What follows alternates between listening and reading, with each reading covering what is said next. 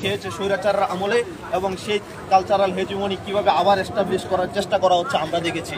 কিন্তু আমরা দেখেছি প্রধান উপদেষ্টা সহ অন্যান্য যারা বাংলাদেশ সরকারের বর্তমান অন্তর্বর্তীকালীন সরকারে রয়েছেন তারা বিভিন্ন রাজনৈতিক দলের সাথে বিভিন্ন সময়ে দফায় দফায় মিটিং করেছেন এবং বিভিন্ন ধর্মীয় যারা গোষ্ঠী রয়েছেন তাদের সাথে কথা বলেছেন সো দ্যাট আমরা একটা সাম্প্রদায়িক সম্প্রীতি বজায় রাখতে পারি এবং ভারতীয় প্রপাগান্ডার বিরুদ্ধে আমরা যেন একটি ন্যারেটিভ তৈরি করতে পারি।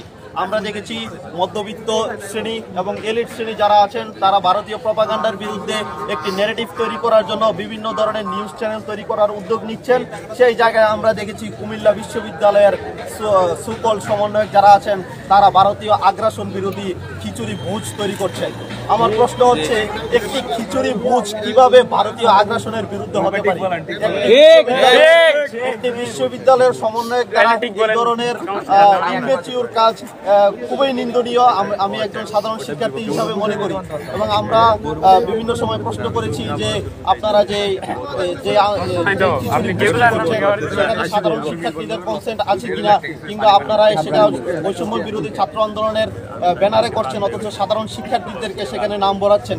তারা বলেছেন যে সাধারণ শিক্ষার্থীরা যদি না থাকে সেখানে 2000 মানুষ কুপন নিত না, কিন্তু আপনারা আজকে খিচুড়ি বুঝে গিয়ে দেখেন 50 জন মানুষ হবে না। সাধারণ শিক্ষার্থীদের নামে খিচুড়ি বুঝ করে সাধারণ শিক্ষার্থীদের থেকে কনসেন্ট না নিয়ে তারা কিভাবে একটি সাধারণ শিক্ষার্থীদের নামে চালিয়ে দেয় যে আমরা খিচুড়ি বুঝ করছি সাধারণ শিক্ষার্থীদের নামে, অথচ সেই খিচুড়ি বুঝ নাকি ভারতীয় আগ্রাসনের বিরুদ্ধে। এর চেয়ে ইমেচিউর কথাবার্তা, এর চেয়ে ফালতু কথাবার্তা আর হতে পারে না।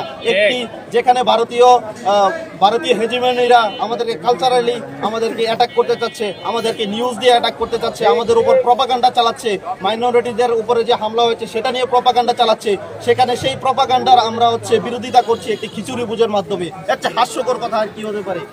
সম্মানিত বন্ধুগণ, আমরা বলতে চাই যে আমরা দেখেছি এখানে 2000 মানুষের ফ্রি খাওয়ার আয়োজন করা হয়েছে।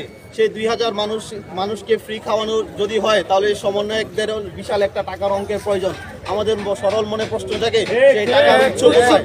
আমরা জিজ্ঞাসা করেছি সেই টাকার উৎস কি? তারা আমাদেরকে বলেছে আমরা বিভিন্ন জায়গা থেকে টাকা সংগ্রহ করেছি। আপনারা সেটা জানেন না আমরা কতটুকু কষ্ট করেছি। বিভিন্ন উৎস থেকে আমরা বাসায় গিয়ে পায়ে হেঁটে গিয়ে আমরা টাকা নিয়েছি। তারপর আমরা এর পরের দিন সকালেই আমি দেখি যে নিউজ হয়েছে যে সমন্বয়ক তরিকুল ইসলাম নাকি তাদেরকে 1.5 লক্ষ টাকা দিয়েছে। তাহলে তারা যদি বিভিন্ন জায়গায় গিয়ে টাকা উদ্ধার করে থাকে সেই তরিকুল আসলো কোত্থেকে? আমরা দেখেছি একজন ফেসিস্ট হাসিনার একজন কাউন্সিলর নাকি 1.5 লক্ষ টাকা দিয়েছে। তাহলে ফেসিস্ট হাসিনার 1.5 লক্ষ টাকার ব্যাখ্যাটা কি? তরিকুলের ব্যাখ্যাটা কি? কোথাকার কোন সমন্বয়ক এসে কুমিল্লা বিশ্ববিদ্যালয়ের সমন্বয়কদের কাছে 1.5 লক্ষ টাকা ইনভেস্ট করে আমরা কি ধরে নিব কুমিল্লা বিশ্ববিদ্যালয় এখানে যিনি টাকা ইনভেস্ট করছেন তিনি নিয়োগ বাণিজ্যের জন্য এখানে ইনভেস্ট করেছেন? যেন ভবিষ্যতে টেন্ডার পান এই সমন্বয়কদের মাধ্যমে সেটির জন্য ইনভেস্ট করেছেন? তাহলে আমরা সেটা মনে করতে চাই না। আমরা যদি সেটা মনে করতে না চাই অবশ্যই তাদেরকে কনস্ট্রাকটিভ এক্সপ্লেনেশন দিতে হবে। সেই তরিকুল যদি কনস্ট্রাকটিভ এক্সপ্লেনেশন আমাদের সামনে দিতে না পারে আমরা বলতে চাই এই তরিকুলকে আমরা এখান থেকে বরখাস্ত করব এই কুমিল্লা বিশ্ববিদ্যালয় থেকে। কুমিল্লা বিশ্ববিদ্যালয় থেকে সমন্বয়ক তরিকুলকে অবাঞ্ছিত করতে আমরা বাধ্য হব। সুতরাং আমাদের মনে যে প্রশ্নগুলো জেগেছে সাধারণ শিক্ষার্থী হিসাবে সেই প্রশ্নগুলোর উত্তর অবশ্যই তরিকুলকে দিতে হবে এবং ভারতীয় আগ্রাসনের বিরুদ্ধে যে ধরনের তারা ইমেচিউরিটির পরিচয় দিয়েছে, যে ধরনের দৃষ্টতার পরিচয় দিয়েছে সেগুলোর ব্যাখ্যা অবশ্যই দিতে হবে। সেগুলোর ব্যাখ্যা যদি না দিতে পারে, টাকা পয়সার উৎসের ব্যাখ্যা যদি না দিতে পারে, এই কুমিল্লা বিশ্ববিদ্যালয়ে যারা সকল সমন্বয়ের কাছে আমরাও তাদেরকে অবঞ্চিত ঘোষণা করতে বাধ্য হব। বন্ধুগণ, আমরা বলতে চাই আমরা যারা কুমিল্লা বিশ্ববিদ্যালয়ের সাধারণ শিক্ষার্থী আছি আমরা একটি স্বৈরাচার ফেসিবাদী ফেসিস্ট সরকারকে হটিয়েছি এবং আমরা এখানে একটি সুস্থ ধারার রাজনীতি প্রতিষ্ঠা করব। সেখানে আমরা সুস্থ ধারার রাজনীতি প্রতিষ্ঠা করব, অথচ আমরা দেখছি স্বৈরাচারের যেই রাজনৈতিক কালচার ছিল যেখানে চা চপ সিঙ্গারা খাওয়ানো হতো, 7 আপ খাওয়ানো হতো, সেইভাবে লেটকা খিচুড়ি খাওয়ানো হচ্ছে। সুতরাং এটা লজ্জা ছাড়া আর কিছু নাই।